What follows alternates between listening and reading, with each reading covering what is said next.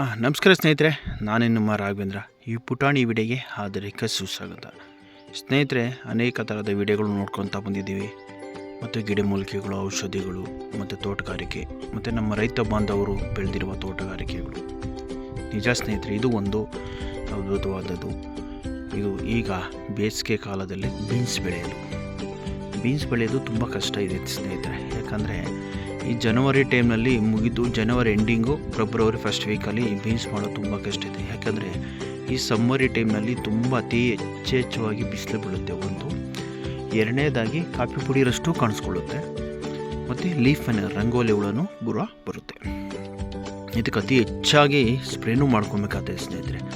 ಮತ್ತು ಸ್ಪ್ರೇನೂ ಮಾಡ್ಕೊಬೇಕಾಗ್ತೈತಿ. ಮತ್ತು ನಾವು ಡ್ರಿಪ್ಪಲ್ಲೂ ಕೂಡ ಡ್ರಿಂಚಿಂಗು ಅಂತ ಇಂಚುರಿ ಆದರೂ ಕೂಡ ಮಾಡ್ಕೊಬೇಕಾಗುತ್ತೆ ಸ್ನೇಹಿತರೆ. ನಾವು ಇದನ್ನು ಅತಿ ಹೆಚ್ಚಾಗಿ ಬೀನ್ಸ್ ಮಾಡಿದಾಗ ಫಾರ್ ಎಕರೆಗೆ ಒಂದು ಎಕರೆಗೆ ಬೀನ್ಸ್ ಮಾಡ್ತೀವಿ ಅಂದ್ಕೊಳ್ಳಿ. ನಾಟಿ ಮಾಡಿ 10 ದಿನಕ್ಕೆ VAM Goldie 125 gram VAM Goldie, 1 kg ಭಾಗ್ಯ ಮಿಕ್ಸ್ ಮೈಕ್ರೋನ್ಯೂಟ್ರಿಯೆಂಟು ಇವೆರಡನ್ನು ಮಿಕ್ಸ್ ಮಾಡಿಬಿಟ್ಟು ಡ್ರಿಪ್ಪಲ್ಲಿ ಕೊಡಬೇಕು. 10ರಿಂದ 15 ದಿನಕ್ಕೆ 10ರಿಂದ 15 ದಿನ ಆದಮೇಲೆ 25 ದಿನಕ್ಕೆ ಒಂದು ಸ್ಪ್ರೇ ಮಾಡ್ಕೊಬೇಕು. ಅದುವೇ ತೇಜಲ್ 1 ಲೀಟ್ರ್ 2 ml ತೇಜಲ್ ಹಾಕೊಂಡು ಸಿಂಪಡಣೆ ಮಾಡ್ಕೊಬೇಕು. ಅದರಿಂದ ಟ್ರಿಪ್ಸು, ಮೈಟ್ಸು ಮತ್ತು ಎಫಿಡ್ಸು, ರಂಗೋಲೆ ಇರೋದನ್ನೆಲ್ಲ ಸೋಗುತ್ತೆ.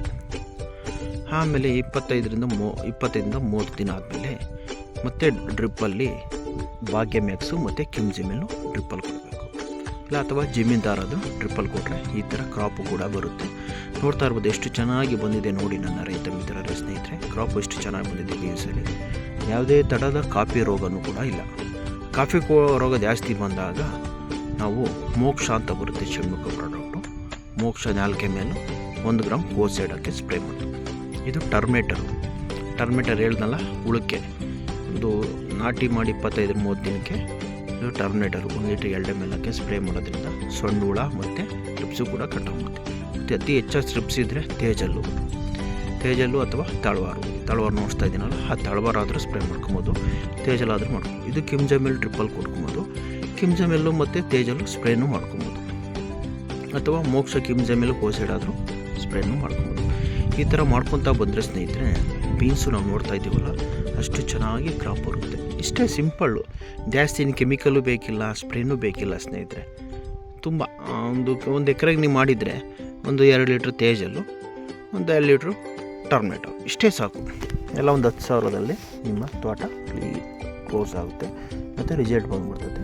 ತೋಟದಲ್ಲಿ ಬೀನ್ಸು ಕೂಡ ಬಂದುಬಿಡ್ತದೆ ಕಾಯಲ್ಲಿ.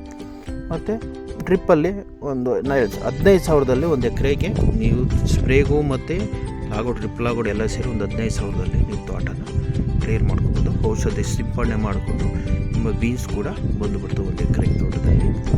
ಕಾಯಿ ಕೂಡ ಪಿಕ್ಕಿಂಗ್ ಮಾಡ್ಕೊಬೋದು ಸ್ನೇಹಿತರೆ.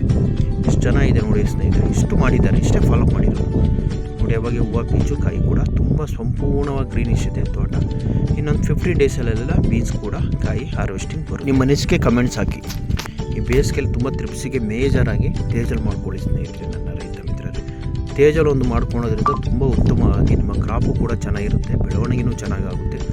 ಮತ್ತು ಯಾವುದೇ ಥರದ ಕೀಟಗಳು ಮತ್ತು ಟ್ರಿಪ್ಸು, ಮೈಟ್ಸು, ಎಫಿಡ್ಸು ಎಲ್ಲ ಕೂಡ ಕ್ಲೀನಾಗಿ, ಗಿಡನೂ ಅಷ್ಟೇ ಗ್ರೀನಿಶ್ ಆಗಿ ಬರುತ್ತೆ. ಇಷ್ಟು ಮಾಡ್ಕೊಳ್ಳಿ. ಮತ್ತೊಂದು ವಿಡಿಯೋ ಮಾಡಿದ್ದು ಮುಂದೆ ಸಿಗ್ತೀನಿ. ಮತ್ತು ನಮ್ಮ ಯೂಟ್ಯೂಬ್ ಚಾನಲ್ಗೆ ಸಬ್ಸ್ಕ್ರೈಬರ್ ಆಗಿ, ಪಕ್ಕದಲ್ಲಿರೋ ಬೆಲ್ ಐಕಾನ್ ಮತ್ತು ಈ ವಿಡಿಯೋನ ಆದಷ್ಟು ರೈತ ಬಾಂಧವರಿಗೆ ಶೇರ್ ಮಾಡಿ. ಮತ್ತೊಂದು ವಿಡಿಯೋ ಮಾಡಿ ನಿಮ್ಮ ಮುಂದೆ ತರ್ತೀನಿ. Thank you so much.